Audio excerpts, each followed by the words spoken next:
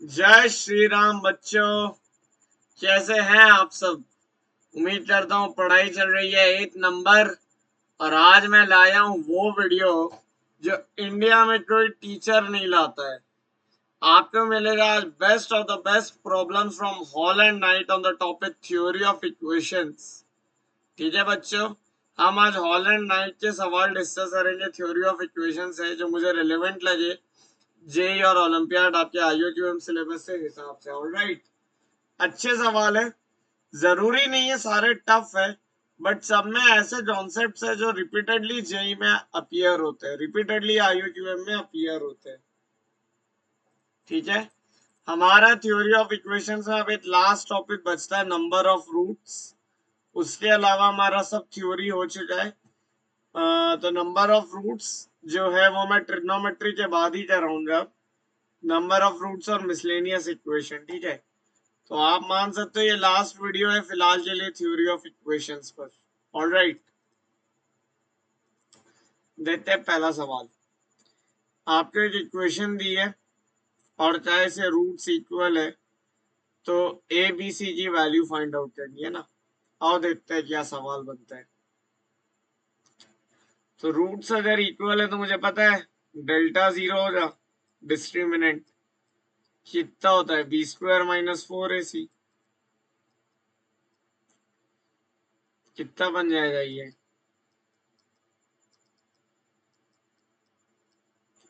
B square ये बनेगा 16 times ए minus B का होल स्क्वायर माइनस 4 टाइम्स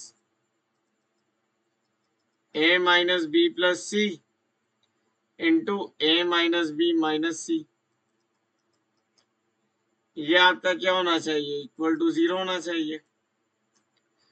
अब ये देखो ध्यान से, A minus B plus C into A minus B minus C, X plus Y into X minus Y लिखा है। लगा दो X square minus Y square.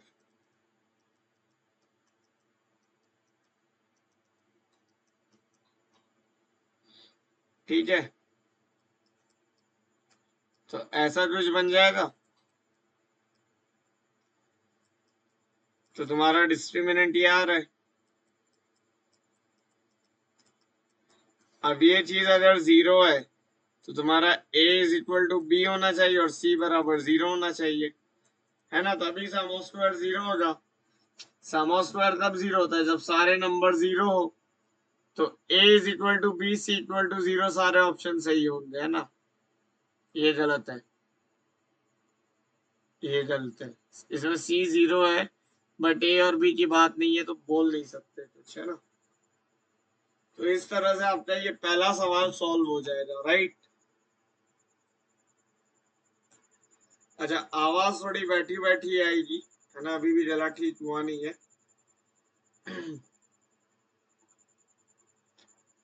But आप लोग यार मैनेज कर लेना, है ना। ऐसा कुछ बहुत ज्यादा दिक्कत नहीं आएगी ऑडियो में, है ना। नेक्स्ट सवाल देखते हैं। If the roots of the equation are 1 alpha beta gamma show that. ये शो दैट मतलब शो दैट है ना, प्रूफ करना है। ये पुराने टाइम की जमाने की भाषा है। तो कैसे करना है भाई, पहला स्टेप तो ऑब्वियस है। इससे कितने रूट होंगे भाई मेरे, एन रूट्स होंगे, तो एन रूट्स आएंगे इससे। और वो रूट से x minus 1 into X minus alpha into X minus beta. अब ध्यान से देखना, एट रूट तो 1 हो गया, तो ये इस टाइप के n माइनस 1 रूट्स होंगे, राइट, एंड सो ऑन। अब वहां पे जो भी हो, मुझे क्या निकालना है, 1 minus alpha 1 minus beta 1 minus gamma, है ना। तो एक्स माइनस 1 जो डिवाइड में भेज दो।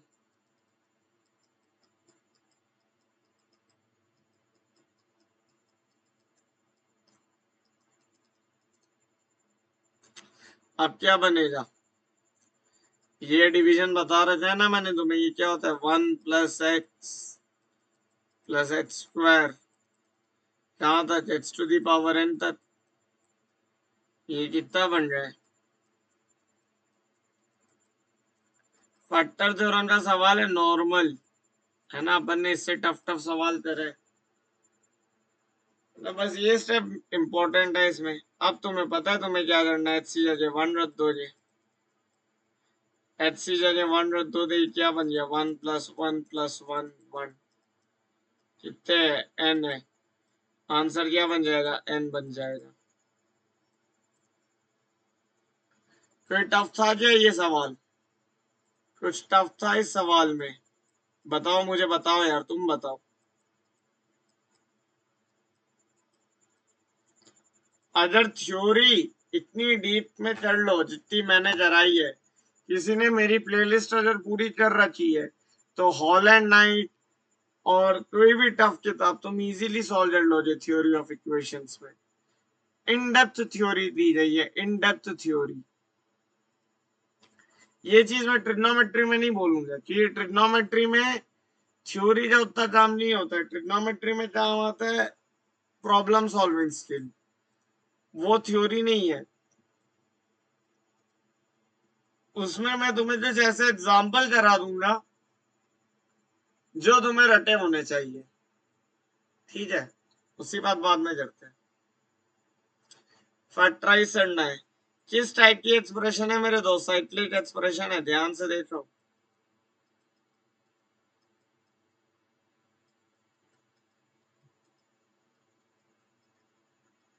ये करना सिखाया था ना साइक्लिक एक्सप्रेशन, देखो इसमें रूट क्या बन रहा है, लेटर से HC जगह -y डाला, तो क्या बन रहा है z⁵ minus h⁵ minus h⁵ plus z⁵ 0। तो x इक्वल टू -y अगर रूट है, इसका मतलब x + y एक फैक्टर है, हाँ या ना, x + y एक फैक्टर है। तो अगर x + y फैक्टर है और ये सिमेट्रिक एक्सप्रेशन है, तो रिमेनिंग फैक्टर क्या आएंगे y + z और z + x, इस टाइप से आएंगे। यहां से मैक्सिमम तुम्हारी डिग्री कितनी बनेगी 3 डिग्री, राइट हैंड साइड है 5th डिग्री, तो अब तुम्हारे पास क्या आएंगे क्वाड्रेटिक्स आएंगी,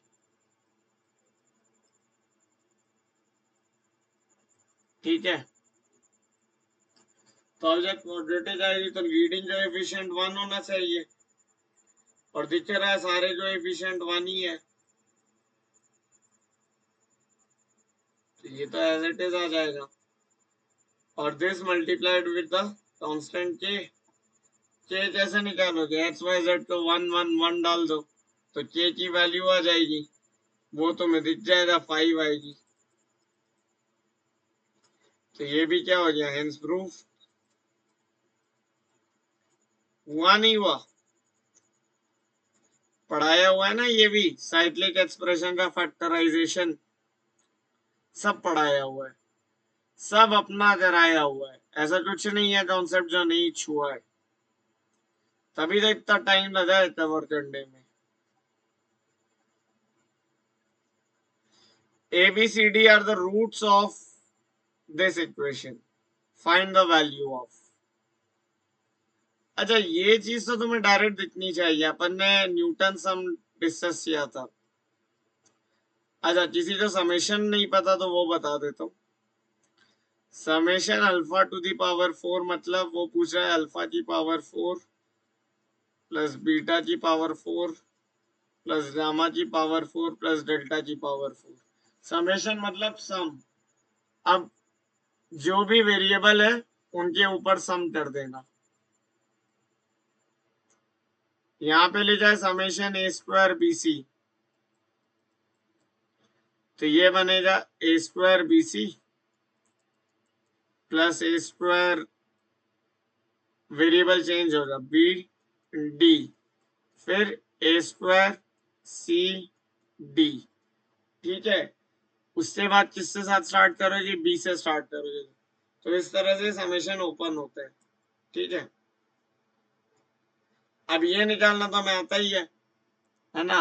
S4 है ये, तो S4 plus P times S3 plus Q times S2 plus R times S1 plus S0, ये 0 होगा। यहां से आ जाएगा, नहीं आ जाएगा? आ जाएगा ना।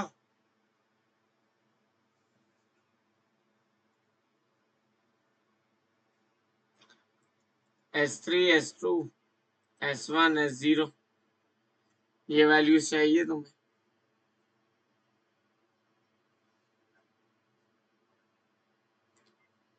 ठीक है, न्यूटन सम है, ट्राई करना।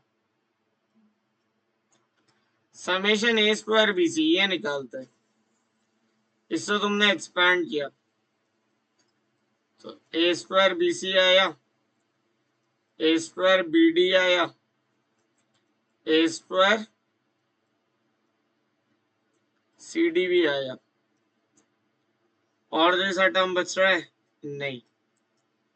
फिर बी स्क्वायर पे गए, बी स्क्वायर के साथ ए सी, ए डी और सी डी। सी स्क्वायर पे गए, A B, A D, B D. D square पे आए, ए बी, ए सी, ठीक है, A B, A C, B C.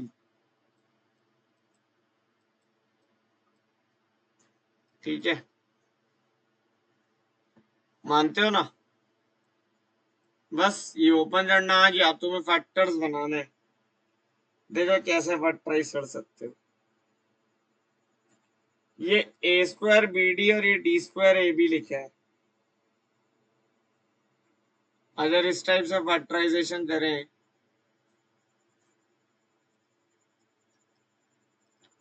तो बेटर रहेगा, है ना।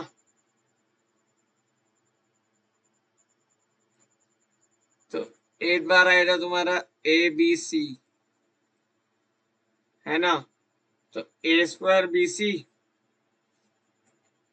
B square A C, C square A B, ये तीन टर्म है ए बी सी के साथ। तो A B C times A plus B plus C, ये ऐसे बनेगा। ठीक है, फिर बना A B D, A plus B plus D. फिर एक बन गया A C D, A plus C plus D. और फिर बन गया A B C, A B D, A C D. फिर बन गया B C D, B plus C plus D. ये देखो, ये मैंने पैटर्न देखा, यहाँ से मैं साइक्लिक लिखते जा रहा हूँ बस। ये होता है साइक्लिक एक्सप्रेशन का यूज करना, सीखो ये सब।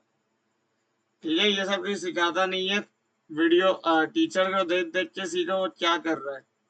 साइक्लिक टर्म ऑब्जर्व कर ली मैंने ना, A B C, A B D, A C D, B C D. अब क्या बचता है, सी डी ए। बात नहीं, सी डी ए भी आ जाए तो आई थिंक सारे हो जाए, है ना। तो अब मैं क्या करता हूँ ना, बेस्ट है A B C D common ले लो।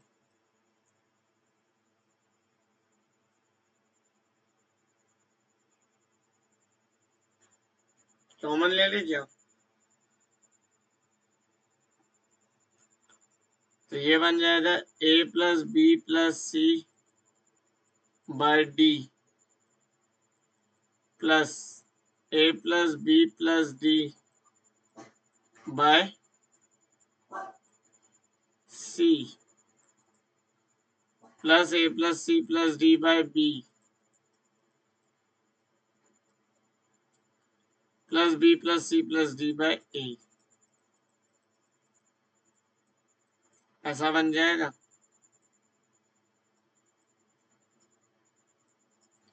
ये बनेगी एक्सप्रेशन।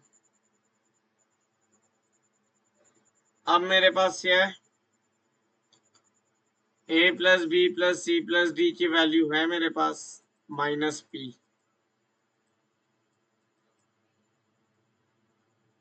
ठीक है, और ए बी सी डी की वैल्यू मेरे पास है एस।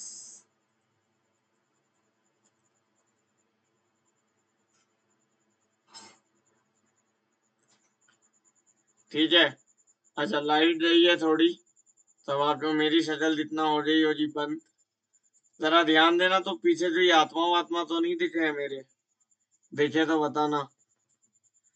शेयर कंटिन्यू रखते ना एस टाइम्स, यहां से अब क्या बनेगा, A plus B plus C, ये बन जाएगा minus B minus D by D, तो minus P by D minus one, फिर minus P by A minus one, minus P by B minus one, and minus P by C minus one.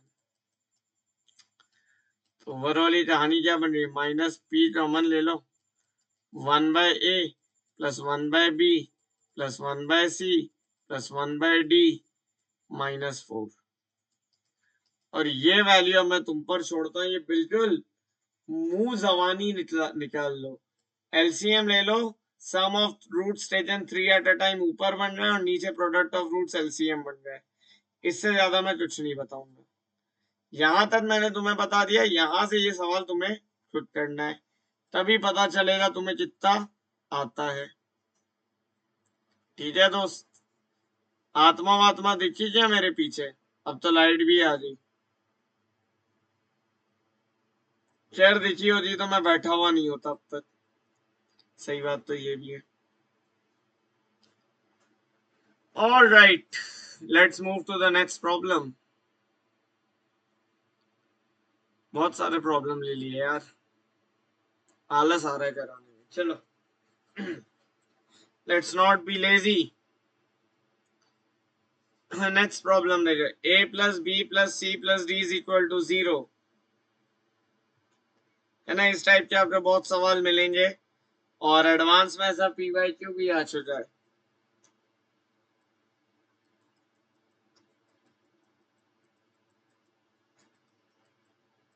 ये आपको zero दे रखा है, ठीक है।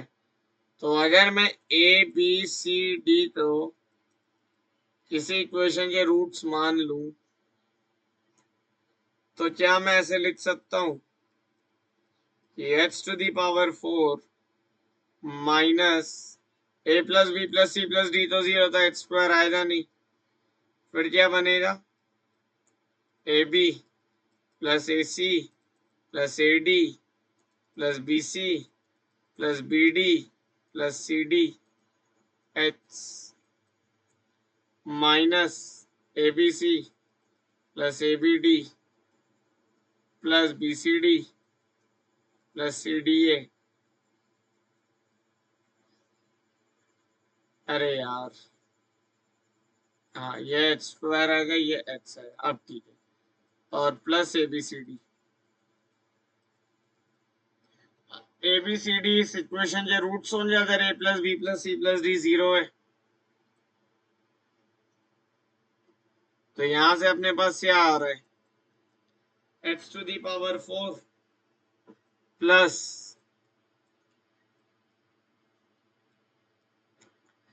अब यहां से देखो a times C plus D, तो सी प्लस डी तो क्या लिख सकते हो, minus of A plus B, minus A times A plus B minus B times A plus B plus A B plus C D H square, फिर minus A B A plus B, ये लिख सकता हूं A B A plus B, और यहां से C D C plus D, और minus minus plus हो जाएगा, है ना, टाइम्स एक्स प्लस ABCD बराबर 0।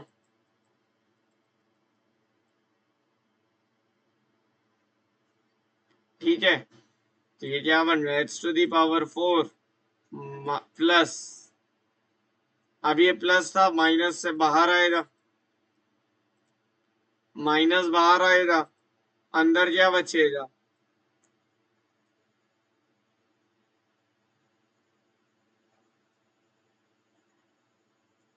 AB आ गया, CD आ गया, है ना।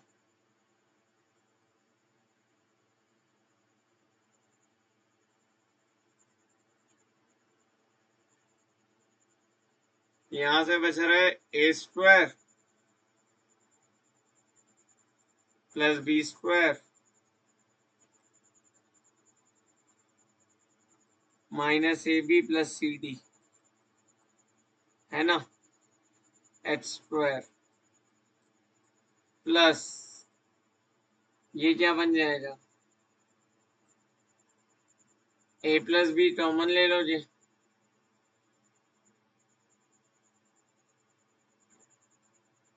एक मिनट,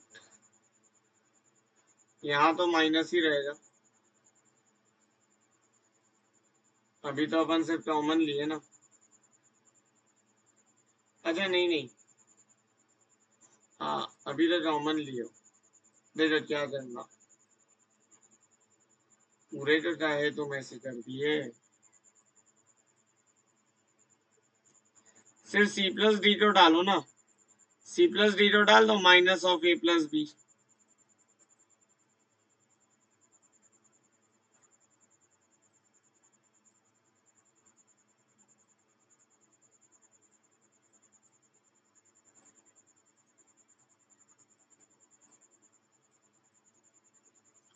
ये ऐसे बन जाएगा,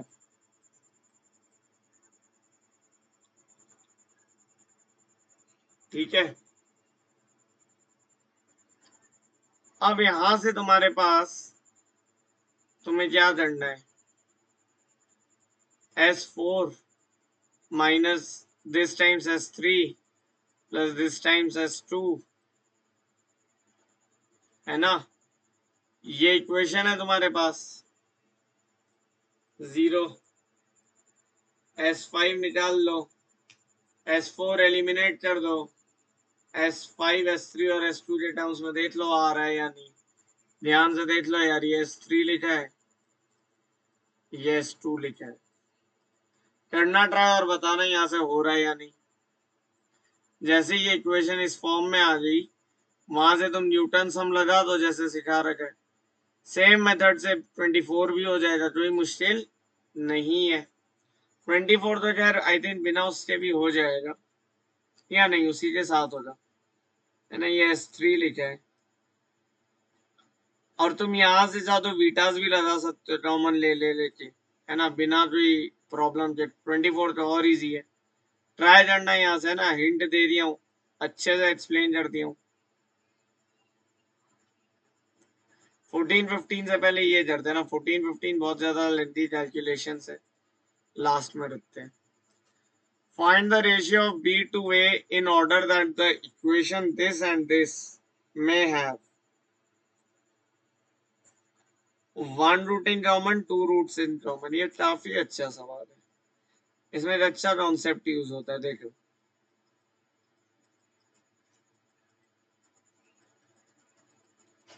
सबसे पहले तो तुम्हें दिख ही रहा है कि इसका एट रूट है h=1, इसका एट रूट है h=1, रिमेनिंग रूट से होंगे बेटा, मान लो 1 है, अल्फा है, बीटा है,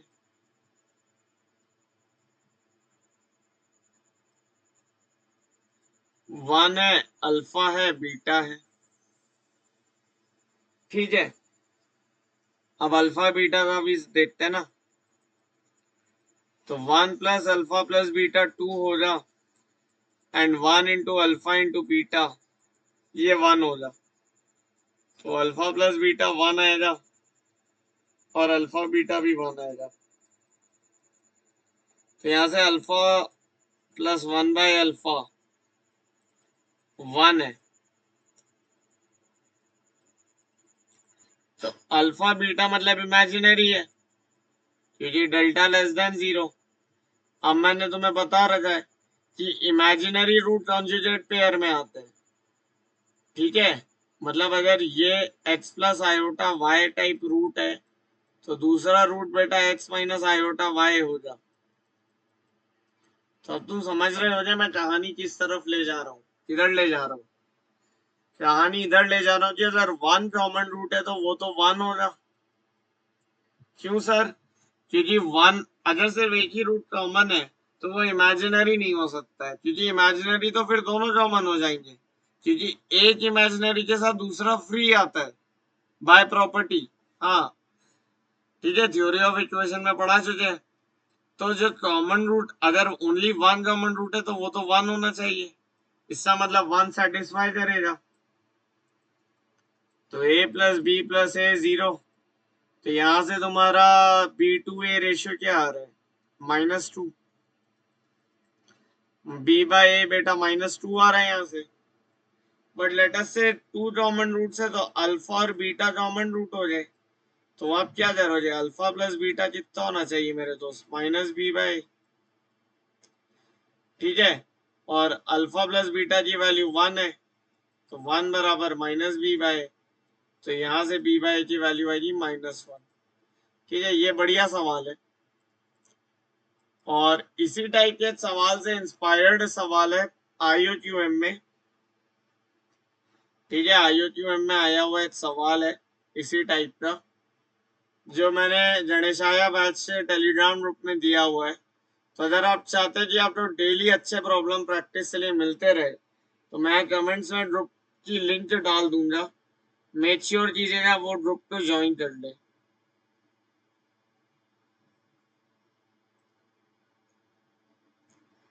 नेक्स्ट प्रॉब्लम देखते हैं ना।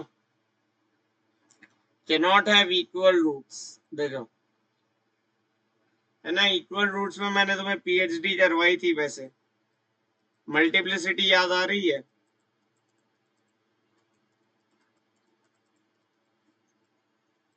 हाँ तो मल्टीप्लिसिटी से हो जा।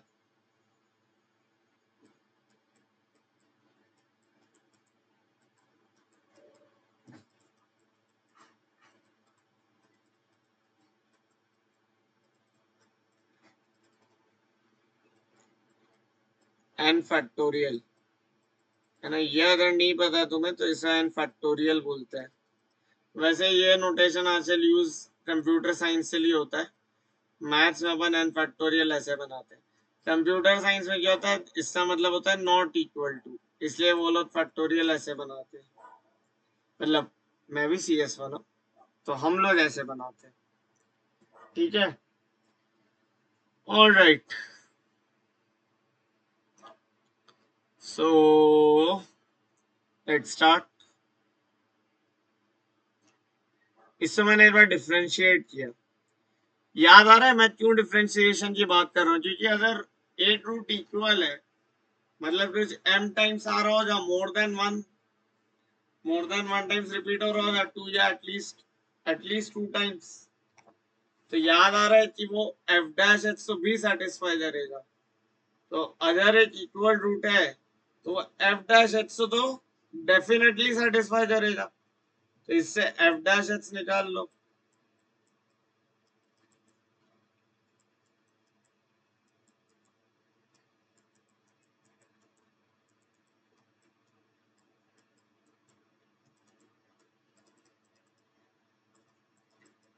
ये पैटर्न क्या तुम्हें ऑब्जर्व हुआ डिफ्रेंसिएशन का? ये पैटर्न अगर तुम्हें ऑब्जर्व नहीं हुआ है तो मैं एक बार कराता हूँ। h⁻n लिखा है, फिर देखो क्या लिखा, n(h⁻n-1), क्या ये इसका डिफरेंशिएशन नहीं लिखा है? फिर नेक्स्ट टर्म इसी का तो डिफरेंशिएशन लिखी हुई है, फिर नेक्स्ट टर्म इसी की तो डिफरेंशिएशन लिखी हुई है।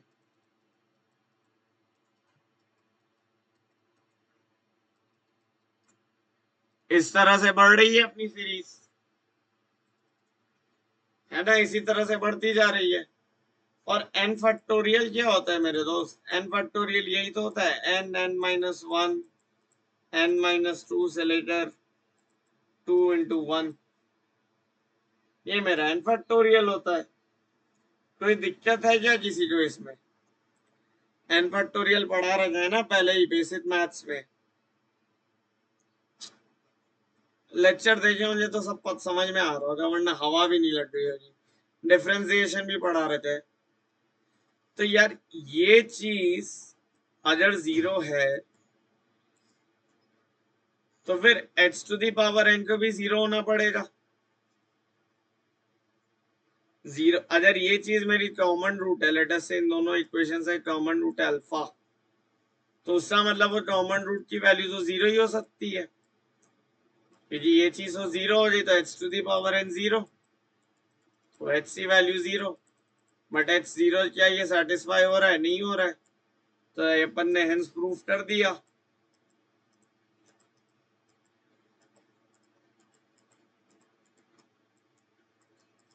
दो लाइन का सोल्यूशन था, पर अगर ये कॉन्सेप्ट नहीं पता हो तो क्या जिंदगी में बनेगा? ये सवाल नहीं बनेगा। हम ही है बेटा जो मल्टीप्लिसिटी और ये सब पढ़ाते हैं, वरना मैंने तो नहीं देखा किसी क्वेश्चन में ये सब इतने डिटेल में जाके पढ़ाते हुए, पर मैंने मेंस में सवाल आते हुए देखे हैं, इसलिए जा रहा हूं अभी भी। Follow me seriously.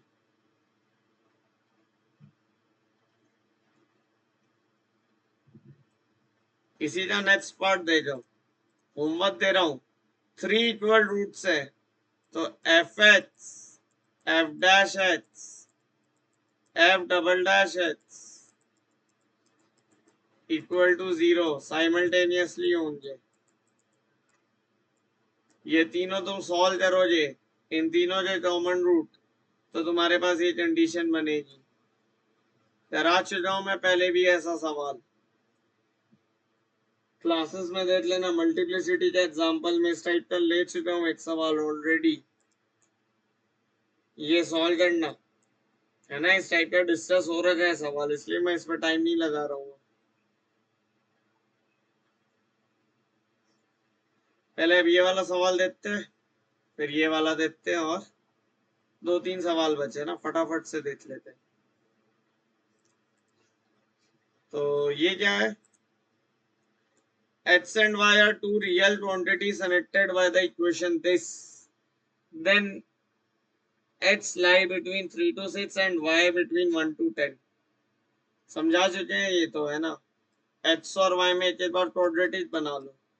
जब तुम x में क्वाड्रेटिक बनाओगे तो वो कैसी नजर आएगी? ऐसी कुछ।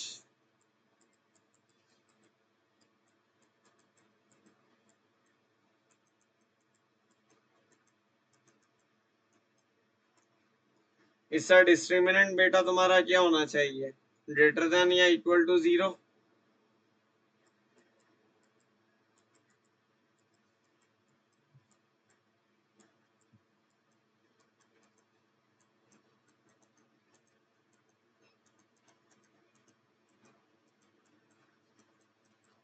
तो यहां से y की रेंज आ जाएगी।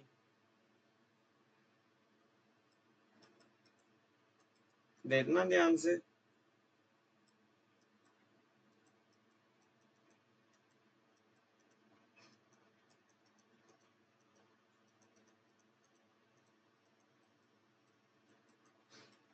अगर ये चीज है और मुझे दिख ही रहा है कि वाई स्क्वायर का जो एफिशिएंट नेगेटिव बन रहा है, तो -1 से मल्टीप्लाई कर दो।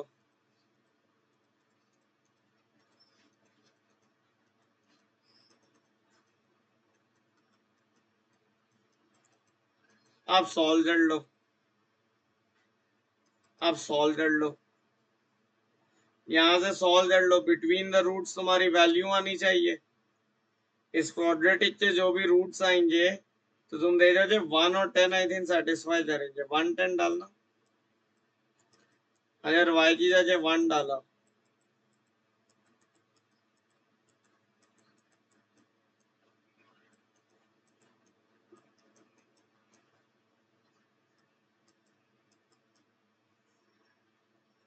36 टाइम्स से कितना बन रहा है? 244 माइनस 19, 229 बन जाएगा क्या? नहीं, 225। 244 माइनस 19, 225 माइनस 4 टाइम्स 45 का होल स्क्वायर। तो देखो ये क्या बन रहा है? 4 इंटू 3 स्क्वायर इंटू 225 क्या है? अरे ये 3 स्क्वायर इंटू 4 है, हाँ। और ये 15 स्क्वायर बन गया 4 टाइम्स 45 स्क्वायर। तो 8√1 है और 8√10 है, तो y मतलब तुम्हारा 1 से 10 के बीच में आएगा। सिमिलरली h से लिए भी कर सकते हो ये काम। अब तो बचता नहीं है सवाल में मेरे ख्याल से कुछ भी, तो हेंस प्रूव लिख देता हूं। मुर्गियों ने प्रूफ कर दिया, हमने नहीं किया, मुर्गियों ने प्रूफ किया है भाई, मुर्गियों ने प्रूफ करा है ये चीज। अब क्या बचता है? अब ये वाला सवाल बचता है।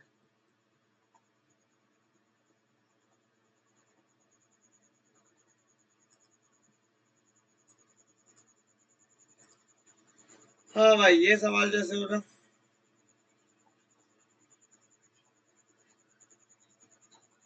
किसी को आइडिया ये सवाल जैसे करना है? पहला पार्ट तो हम देख चुके हैं, इस टाइप का पहला पार्ट तो देख चुके हैं। लेटर से रूट्स अगर अल्फा बीटा गामा डेल्टा है, तो पहला पार्ट तो मैं करा चुका हूँ। ये अल्फा बीटा 2 मान लो, तो गामा डेल्टा की वैल्यू 6 आ जाएगी। अब तुम्हें एलिमिनेशन लगाना है, तो पहला पार्ट तो अपन कर चुके हैं, हटाओ, खुद से करो, ठीक है। पहला पार्ट मैं तुम्हें 10 बार करा चुका हूँ थ्योरी के टाइम, एग्जैक्ट एग्जाम्पल लिया है मैंने जहां तक मुझे याद है। दूसरा पार्ट देखो, रूट्स इन एपी, ये इसलिए लिया है ताकि मैं तुम्हें बता दूं 4 नंबर्स इन एपी क्या लोगे, ठीक है, वो मेन है इसमें। लेटस से एक रूट ले लो, a-3d, a-d, a+d, a+3d, ये होता है 4 नंबर्स इन एपी, ठीक है, 4 नंबर्स इन एपी। लेट से मुझे 6 नंबर्स इन एपी चाहिए होते, तो मैं शायद ऐसे लेता,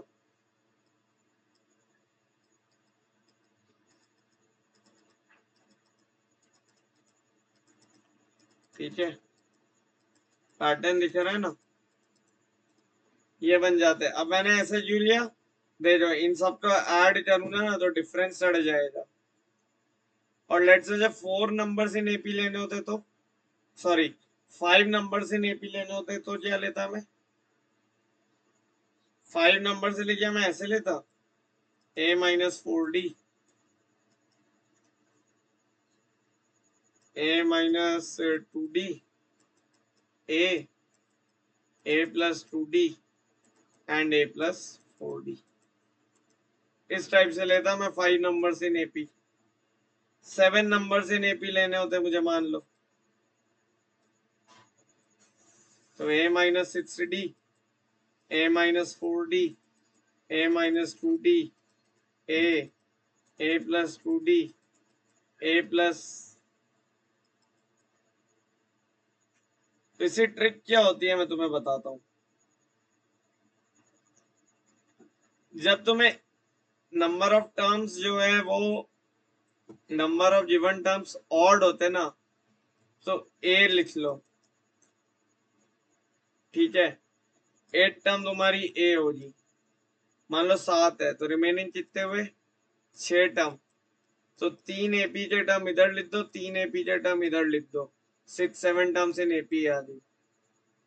जब इवन होता है तो तुमने पैटर्न देख लिया होता जैसे बन जाए, ठीक है, समझ है ना? इस टाइप से हम लोग टर्म्स इन एपी लेते हैं। मैं एपी इसलिए इतने आराम से करवा रहा हूँ क्योंकि क्लास 10th में तुम एपी पढ़ के आते हो, तुम्हें पता होता है फर्स्ट टर्म और कॉमन डिफरेंस क्या होता है।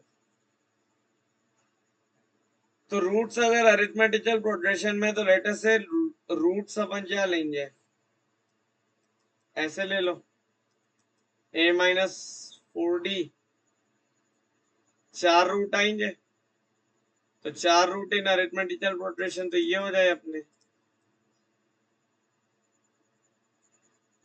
अब ये मुझे फाइंड आउट करना है, तो इससे तो आसान काम मेरे लिए कुछ है ही नहीं। सम ऑफ द रूट्स 2 है और सम ऑफ द रूट अपना जितना बन रहा है 4a, तो a की वैल्यू हाफ बन गई। प्रोडक्ट ऑफ रूट कितना बन रहा है,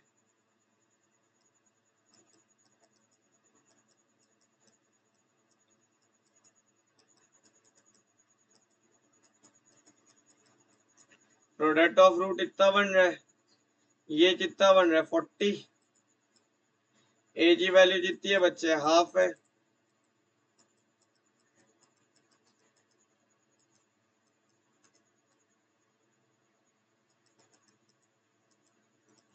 ठीक है बच्चे, यहां से d की वैल्यू निकाल लो। ठीक है यार,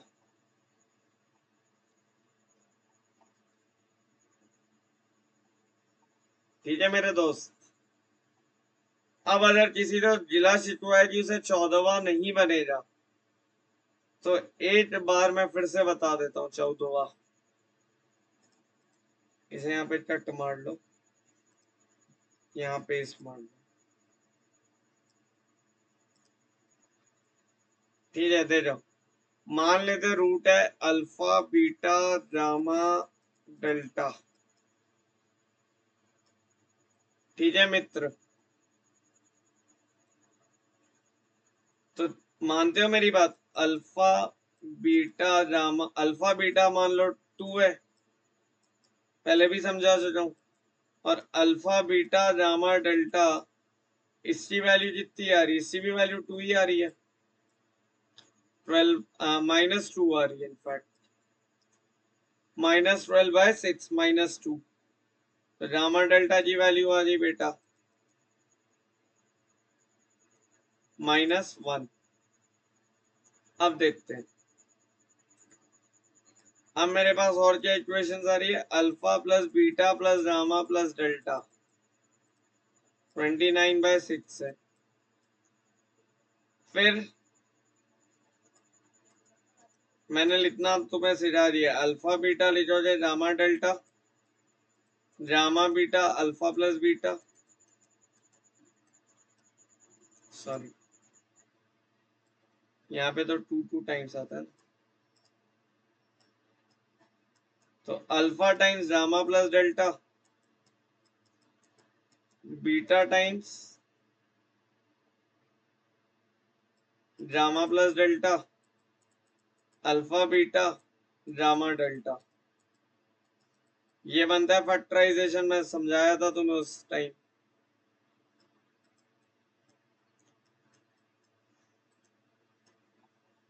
फिर क्या बनेगा,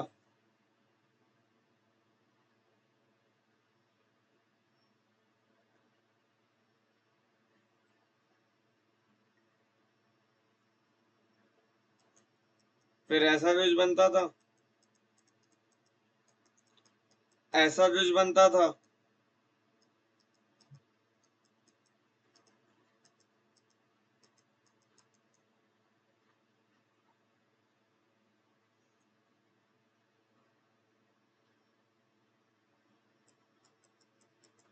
अब मुझे एक बात बताओ, क्या तुम्हारे पास अल्फा बीटा की वैल्यू है, क्या तुम्हारे पास गामा डेल्टा की वैल्यू है,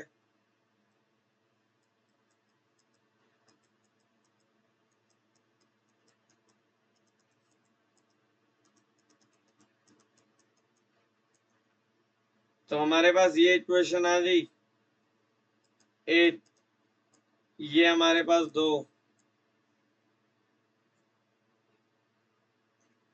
फिर यहां से भी हमारे पास इक्वेशन आ रही है।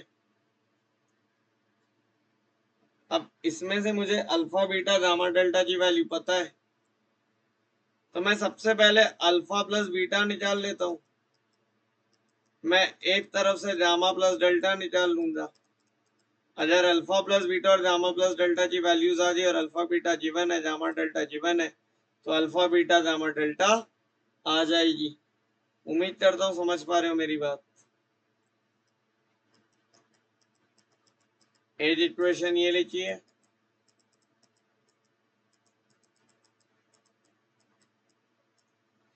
एज इक्वेशन क्या है जी? Alpha beta alpha gamma plus delta और बीटा गामा प्लस डेल्टा। तो यहां से तो तुम क्या लिख सकते हो? Alpha plus beta into gamma plus delta.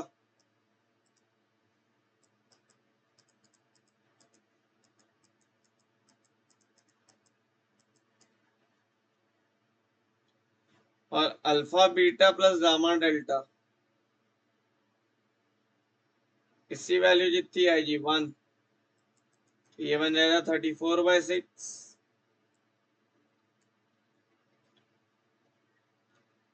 और तुम्हारे पास क्या है?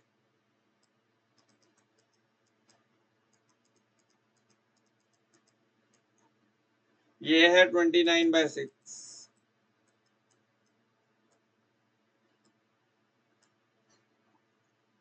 अब यहां से क्या मैं अल्फा प्लस बीटा और गामा प्लस डेल्टा नहीं निकाल सकता? अल्फा प्लस बीटा जो x ले लो, गामा प्लस डेल्टा जो y ले लो, सॉल्व हो जाएगा। हो जाएगा ना मेरे भाई? अल्फा प्लस बीटा और गामा प्लस डेल्टा निकाल लो। अल्फा बीटा गामा डेल्टा है तुम्हारे पास, ठीक है। आई होप अब समझ आ गया होगा। आई थिंक अपन ने बड़ा आराम से हॉलैंड नाइट के सवाल डिस्कस कर लिए। अब बचता है एक ही सेक्शन जो हॉलैंड नाइट में दिया हुआ है थ्योरी वाइज। हालांकि मैंने जब अपने टाइम पे दूसरे सोर्स से थ्योरी पढ़ी थी, उसने हॉलैंड नाइट से ही कॉपी मार रखी है, मुझे आज पता चला। तो अपन वो वाली थ्योरी पढ़ेंगे, उस थ्योरी के सवाल करेंगे, इस चैप्टर को फिनिश करेंगे। पर अब अपन ट्रिग्नोमेट्री स्टार्ट करेंगे, क्योंकि बहुत दिनों से ये चैप्टर चल रहा है। अच्छा बच्चों, गणेशाया बैच टेलीग्राम ग्रुप अगर तुमने अब तक ज्वाइन नहीं किया है तो ज्वाइन कर लो, क्योंकि बेटा वहां मैंने बहुत धांसू धांसू मटेरियल डाल रखा है, बहुत हेल्प होगी तुम्हें। इसी तरह के और इंटरेस्टिंग वीडियोस अगर तुम चाहते हो कि तुम तक पहुंचती रहे, तुम्हें मिलती रहे, तुम्हारी प्रैक्टिस इसी तरह चलती रहे, तो यार यूट्यूब चैनल मेरा सब्सक्राइब करो, वीडियोस को लाइक मारो, शेयर करो, कमेंट करो। बाकी श्री राम का नाम बोलते रहो। जय श्री राम, जय मां शारदे। मिलते हैं अगली क्लास में, तब तक के लिए बाय बाय।